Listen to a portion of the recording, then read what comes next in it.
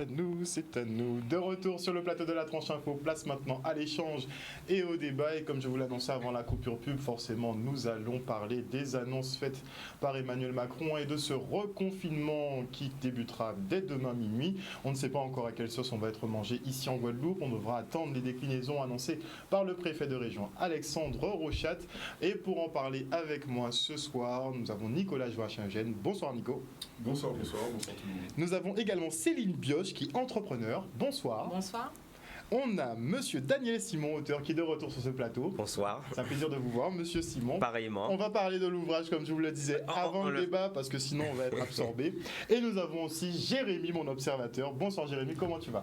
Chaque fois que je te vois. Genre, on verra ça à la fin de l'émission. Alors, on va prendre 5 minutes effectivement pour se pencher sur l'ouvrage de Monsieur Simon. À l'heure où tout le monde se fiche un peu de tout le monde, pourquoi continuer la poésie? La poésie, je crois que c'est un état d'esprit. C'est une façon de faire des pauses sur sa vie et savoir à quoi l'on sert à travers la société. La poésie aussi, c'est une façon de rendre gai tout ce qui est triste. La poésie aussi, c'est se laisser aller, parler. La poésie aussi, c'est pouvoir communiquer avec les autres à travers les choses réelles qu'on voit. La poésie, c'est se fondre à l'environnement. La poésie, en fin de compte, c'est une façon de communiquer. Une façon aussi de dire « je vous aime », puisqu'en fonction d'eux, c'est une façon aussi d'afficher sa personnalité et c'est une façon aussi de créer une vraie communication. C'est vrai que c'est un peu embelli, etc., mais la poésie, c'est une âme. Et le poète, quand il commence à écrire, c'est vrai, mais il a une peur immense. Parce que tant qu'il écrit, il est en vie. Il ressuscite, il explique des choses, mais quand il voit le dernier vers arriver, il panique déjà parce qu'il est en train de mourir sur ce qu'il est en train d'écrire. Et il se dit, la seule façon qu'il puisse revivre, c'est qu'il puisse partager aussi cet écrit. Et puis, là, je me laisse vivre. Là, je suis dans un état de silence où je réfléchis encore, puisque je suis en train de préparer le deuxième recueil qui s'appellera Renaissance, à savoir que après une léthargie... Post-Covid. En fin de compte, ce livre-là qui est sorti finalement, il est sorti le 1er avril. Et c'est pour ça qu'il n'est pas très connu. Impossible de le publier, impossible de le mettre dans les librairies. Donc on a refait la publicité, la promotion a été faite vers le mois de juin, donc très tard. Donc c'est un livre qui se vend en métropole et en Afrique francophone. Ici, je ne sais pas pourquoi, ça n'y est pas. On a du mal à consommer local dans ce pays. Il faut savoir que quand j'ai essayé de proposer ma façon de penser, ma façon d'écrire, il n'y a pas eu quelqu'un, un éditeur en Guadeloupe qui a fait confiance en moi. Après, il n'y a pas 150 000 éditeurs. Hein, je crois. Justement, et finalement, quand le recueil est sorti, j'ai voulu, par le biais de mon éditeur, proposer le livre. Personne ne le prend pour l'instant. Mais je pense qu'ils ont tort parce que ça respire l'homme, ça respire un petit peu toutes les phases qu'un individu puisse rencontrer, puisque normalement ça devait s'appeler de la vie à la mort. Mais c'est triste pour un livre. Et comme il y a un challenge pour moi d'écrire, parce que c'est mon premier recueil de poésie, j'ai toujours aimé écrire, mais la poésie c'était la première fois, plaisir d'écrire. Ça me permet aussi d'expliquer toutes mes motivations. Pourquoi écrire, à quoi ça sert et à quel moment, quand on pense ne pas avoir des idées, on a une feuille blanche, comment commencer à vivre. Et moi, j'aime quand j'écris, c'est toujours à la main, le bruit du papier, du stylo qui craque. Ah oui, on ça n'est j'aime. plus maintenant, monsieur Simon. Ah non, quel bonheur, quel plaisir. Le Vous voulez bruit de pas la une petite feuille. intelligence artificielle et vous lui dictez... Ça, c'est uniquement pour l'éditeur. Mais moi, j'aime voir ça, j'aime voir le papier, j'aime... À l'ancienne. Mais c'est vrai que des fois, on a des envolées, on écrit quelque chose, on n'est pas... On déchire, on s'énerve. C'est vrai, il faudrait qu'un jour je puisse parler des à côté de ce livre-là, parce qu'il y a une poésie qui s'appelle Oristique du bonheur, où j'ai eu une grosse réflexion sur une histoire d'amour, mais que j'ai créée. Et je me suis retrouvé dans un tel état que j'avais du mal, après d'avoir terminé la poésie, à descendre. J'avais encore toute l'histoire, je me voyais ailleurs, et j'avais tout négligé tellement que ça va vous faire rire, je me suis trouvé dans un état d'homme affamé après. C'est pour vous dire jusqu'où ça va. Et j'aime beaucoup ma solitude quand j'écris, parce que c'est important. Affamé de quoi? Affamé, faim. Parce que j'ai. Mais fait qui butait. Ah non, quand il dit faim. Tout genre de faim? Je vais ouvrir le réfrigérateur parce que j'ai faim ce jour-là. Rien pas pareil, à faim. Alors, vous savez ce que j'ai fait? Je me suis mis à écrire jusqu'à 6 h du matin. C'est ça. Alors, plaisir d'écrire. Dans le prochain qui viendra, il y aura 2 poésies que je ferai également en créole, puisqu'aujourd'hui c'est la journée du créole, Exact. et qui aura une autre couleur, parce que je ferai une poésie sur mon école, qui va donner la couleur de ce nouvel essai, pour savoir que l'école émérite de la République a eu quelques failles, puisque la République a un peu oublié que notre culture doit être partagée, que c'est notre culture aussi partagée avec la culture française qui fera que notre culture est belle. Nous sommes dans un monde de créolité. Personne n'est supérieur à personne. Donc Ça, il faudra leur faire entendre à un moment donné. et c'est pour cela, dans cette poésie, j'insiste beaucoup. Dès que je lis ça, j'ai... Est-ce qu'on peut avoir justement l'extrait que vous vouliez nous proposer sur la Toussaint? J'ai envie tout simplement, parce qu'on va arriver, nous sommes là, pratiquement dans la période de la Toussaint, un moment où avec l'événement sanitaire du moment, c'est fort possible qu'on ne puisse pas aller ou se recueillir devant les tombes. Et j'ai voulu traduire à travers cette poésie un petit peu la Toussaint en temps longtemps et avoir tous les bruits, les couleurs. Toussaint créole. Toi qui brilles et scintilles de 1000 lumières au crépuscule, où les sculptures toutes fleuries et tapissées de bougies multicolores font vivre la ville tel un mémorial dédié aux aînés. Tout semble mobile. Toutes les lueurs des petites flammes sur les tombes vacillent docilement au gré du vent. Tu renfermes en ces lieux la bibliothèque invisible de nos mémoires. Ô tendre mamie, comment vas-tu? Je sais que tu n'es plus de ce monde et je l'ai accepté. Sache que ta mémoire et tes précieux conseils renforcent encore mon jugement. Carrefour vital, ambiancé par l'éveil soudain des ombres souvenirs. Le 1er novembre crée, solide, consolide et fait renaître des liens familiaux encore éparpillés ou inconnus. Les discussions vont bon train pour dessiner et transmettre par oralité un arbre généalogique composé de membres très chers déjà disparus. Le brouhaha familier intempestif de saison s'élève sagement vers le ciel, au plaisir d'une foule coincée entre tradition, spiritualité, mythe et amitié, pour créer ce foyer de rencontres bien orchestré. Quel plaisir tendre d'une adolescence joyeuse qui alimente ma culture créole au goût culinaire bien appointé. Ma langue finement colorée au sirop du snowball pays se démarque du craquement à peine audible entre les doigts des gousses de pistache grillées, mélangées au son tournoyant de la sorbetière créatrice du sorbet au coco, sans oublier la part prestige du sucre à coco et du caca de bœuf, tant apprécié des enfants. La Toussaint, tradition respectée et recueillement, où la présence de nos aïeux, invisibles, tisse avec stupeur le fil conducteur de nos échanges d'un jour. Voilà. Donc j'ai essayé de faire comprendre que ce n'est pas simplement une rencontre le jour de la Toussaint, c'est une tradition bien ancrée dans notre société, mais qui a des saveurs, puisque nous goûtons. Maintenant, il y a bien sûr le bouquet qui vient, c'est nouveau, mais je suis resté dans le côté traditionnel. J'ai essayé de traduire tous les bruits, les couleurs, toutes les flammes qui bougent. Je ne sais pas si mes amis ont ressenti cela. C'est ça la Toussaint. C'est une bibliothèque qu'on ouvre un jour. Bonjour mamie, ça fait longtemps que je ne t'ai pas vu, je sais que tu n'es pas là. Mais ta mémoire est là et je suis heureux d'être là.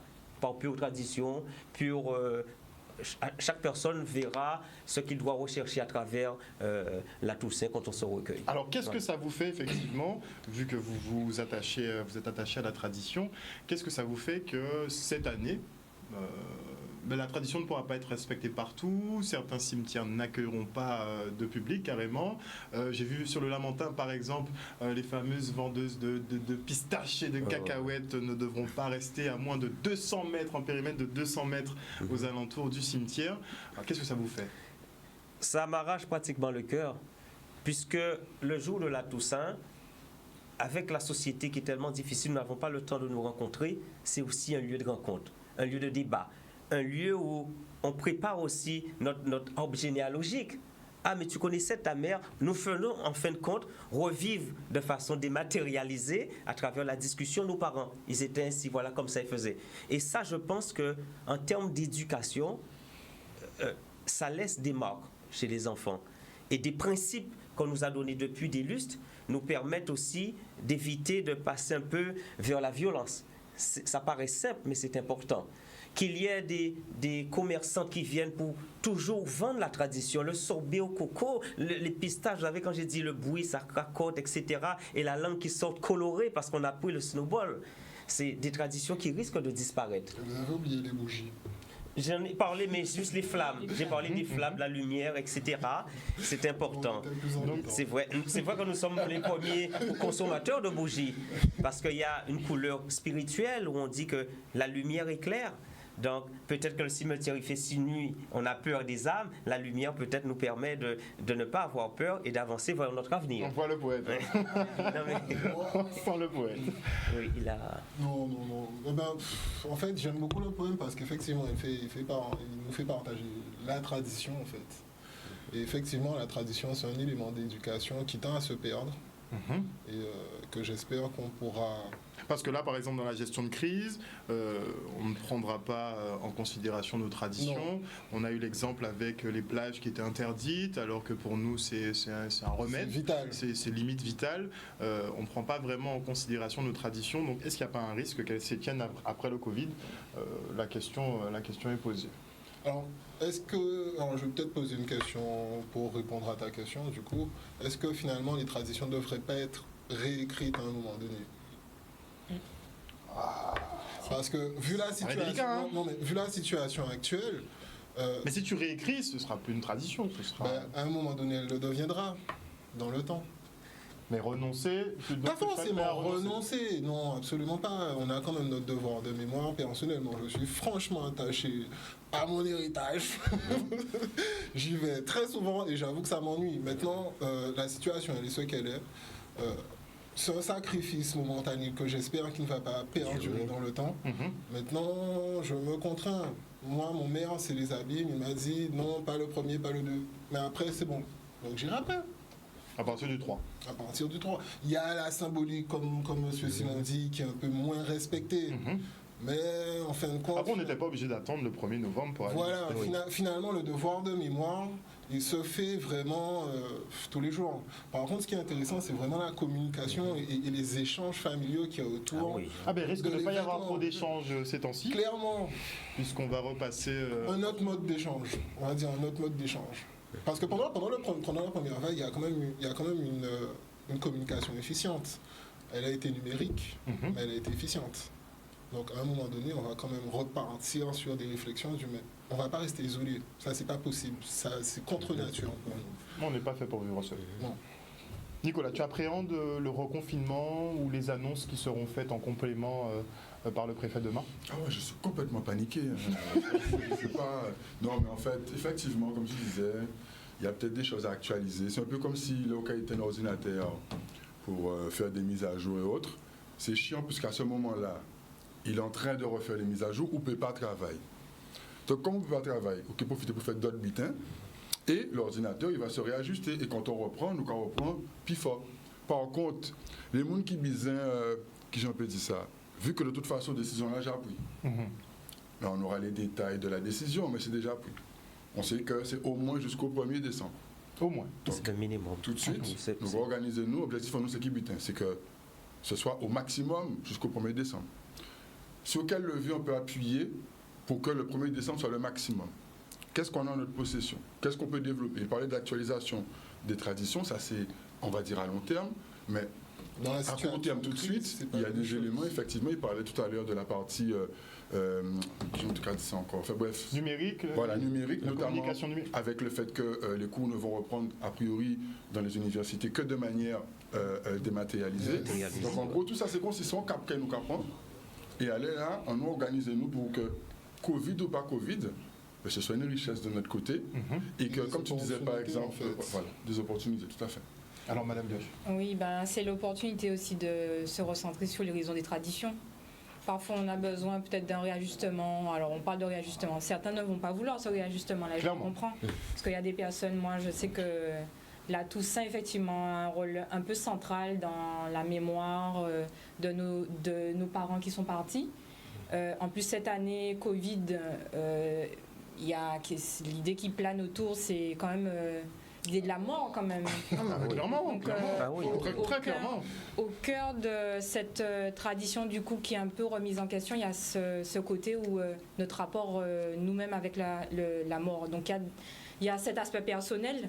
C'est vrai que ça nous permettait aussi, pas de dédramatiser le fait que la personne soit partie, mais de donner quelque chose de sacré, ou en tout cas d'enjoliver l'idée que l'âme, elle n'est plus là, enfin le corps n'est plus là, mais qu'il y a une âme, l'âme est partie, qu'il y a eu un voyage. Malheureusement, on ne pourra pas avoir cette tradition partout, apparemment. On verra comment ça se décline. Donc ça remet un peu notre rapport personnel à ce voyage vers un autre monde. Donc je pense que c'est à ce niveau, au niveau personnel. Je trouve qu'il y a une forme de recentrage personnel et du coup que tout le monde va devoir enclencher de manière simultanée.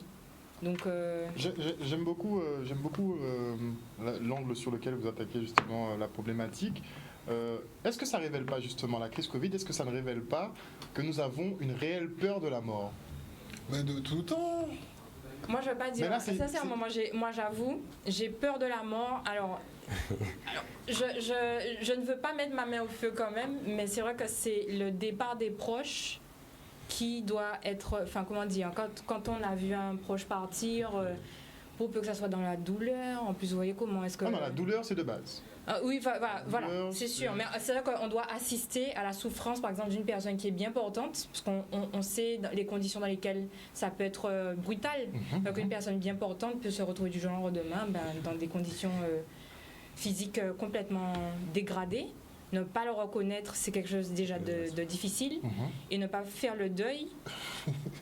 Ça en rajoute encore une. Ouais. J'avoue, et moi qui suis maman, c'est vrai que c'est compliqué.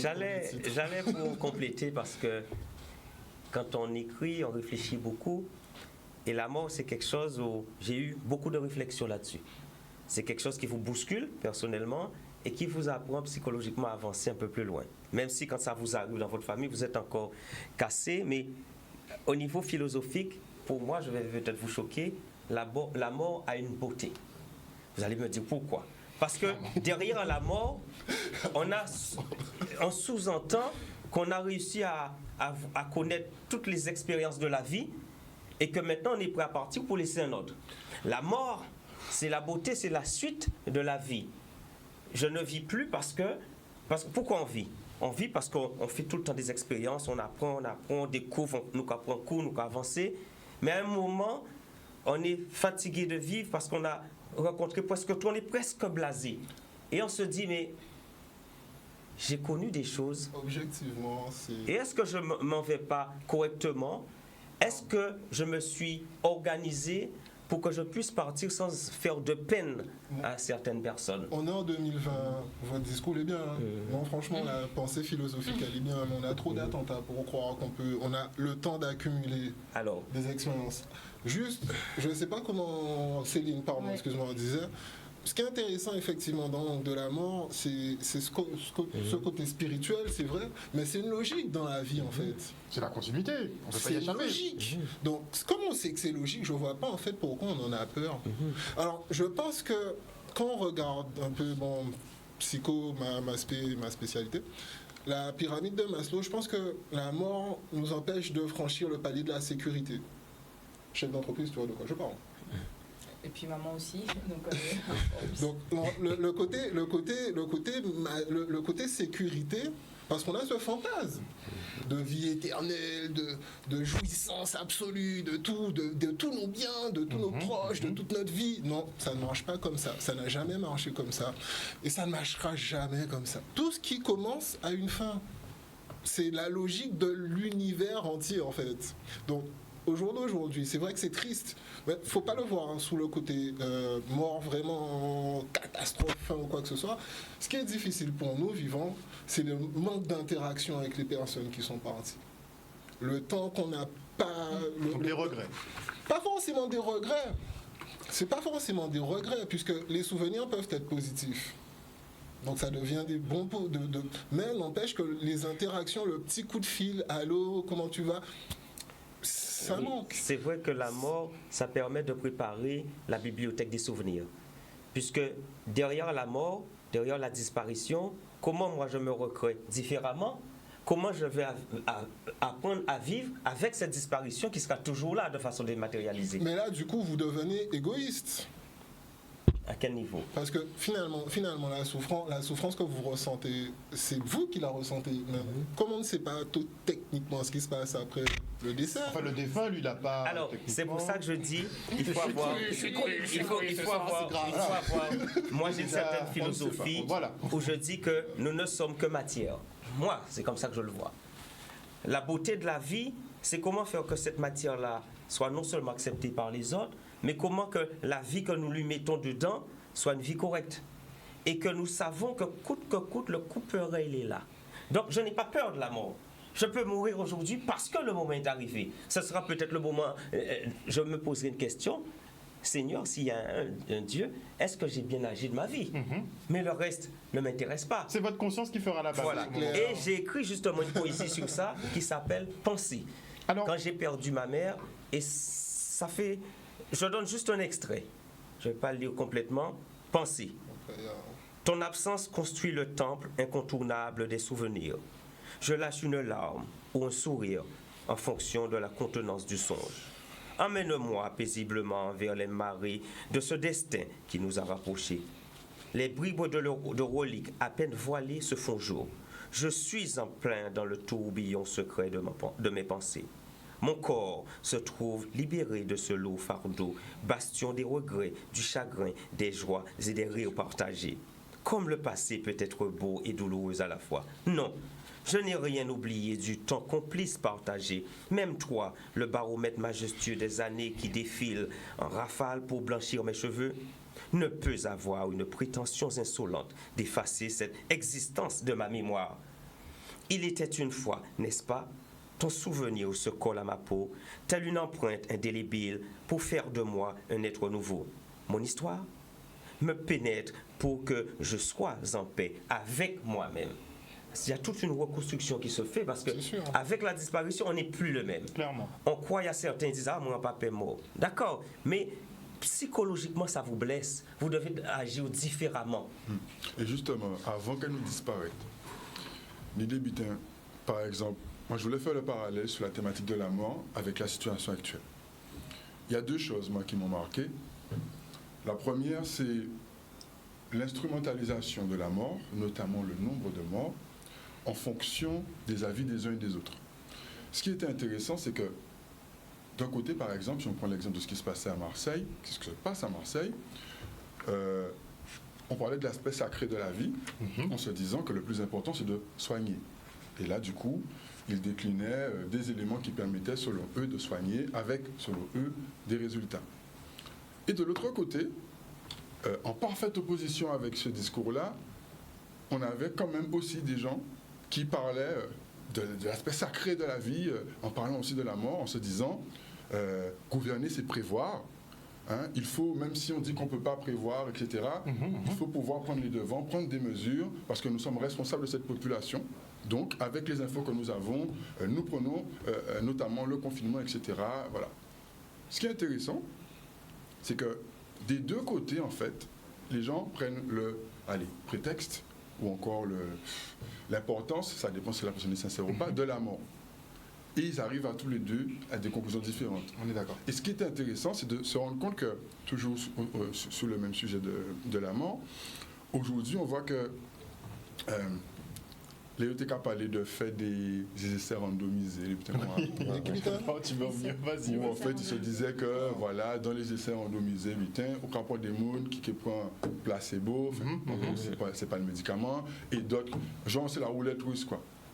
Sachant que ni des médicaments, c'est laisser mon point qui va toxicité là. Exactement. Ok. Donc ça veut dire qu'on est en civilisation qui a considéré la souffrance et donc la mort, puisque les deux sont liés, finalement comme négligeables aux yeux de leurs calculs, quoi. Tu vois? Je Et dans le même temps, ils vont t'expliquer que c'est un mal nécessaire pour que le plus grand nombre puisse survivre. C'est vrai. Donc derrière, il y aura ouvert encore pour faire comprendre que finalement, c'est eux qui vont sauver le maximum. Bon, là, je ne vais pas dire qui a raison, qui a tort. Je veux juste dire que la notion de la mort, elle est au centre de tout ça. Clairement. La notion de la Clairement. valeur de la vie humaine. Clairement. Quand par exemple on voit l'âge des personnes considérées par les décès, qui est un peu analogue à ce qui se passe pour aussi la grippe en fait, c'est un peu le principe de ce type de maladie, ben, on voit de tout et n'importe quoi. Des gens qui vont prendre le prétexte pour se dire ouais, pas parce que c'est des vieux mouns âgés, que ça pas important, et d'autres qui te disent oui, mais de toute façon, il était quand même mort de toute façon. Ben, on a le double discours en permanence, c'est vrai. Et là, je fais juste un petit parallèle avec le reste des sujets à part la mort, c'est que sous ce prétexte-là, on a fait des choses qui finalement ont fragilisé, je ne dis pas que c'est une faute, je dis juste que c'est, selon ce que j'ai vu la réalité, l'état de santé de toute la population. Exact. Ça veut dire que là, en tout cas, en reportage, on médecin t'a expliqué que tout le monde qui n'est pas diagnostiqué si maladie grave, qu'on a l'habitude de diagnostiquer, c'est mon ça quand même mort. Ils vont passer la trappe. Ils ont l'habitude comme ça, sans parler de l'état psychologique. Et on ne va pas faire de fatalisme, mais aujourd'hui, de toute façon, il y aura des morts. Aujourd'hui, c'est comment on s'organise. Toujours même question là, qui nous organiser nous.